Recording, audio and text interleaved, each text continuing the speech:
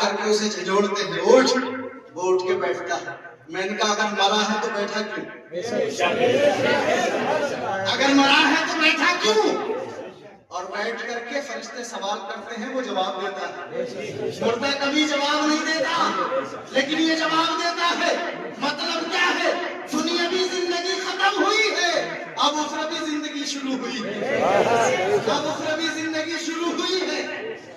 ये तो सब मानते हैं कब्र में 3 सवाल होंगे। जरा इन मुल्लाओं से पूछो तो किससे होंगे? ये कहेंगे मुर्दों से। मुर्दों से सवाल कभी होते हैं? नहीं होते। और सुनो, मैं एक बात और बता दूं, याद आ गई मुझे।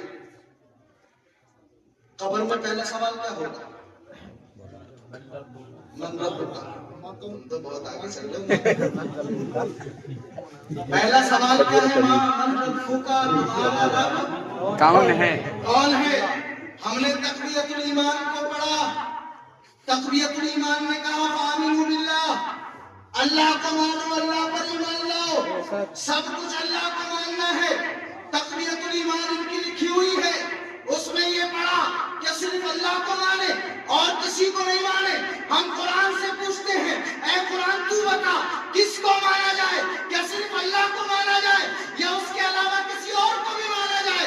तो कुरान ने हमें जवाब दिया, आमीनु बिल्लाहि व रसूलिही, अल्लाह को भी मानो, अल्लाह के रसूल को भी मानो।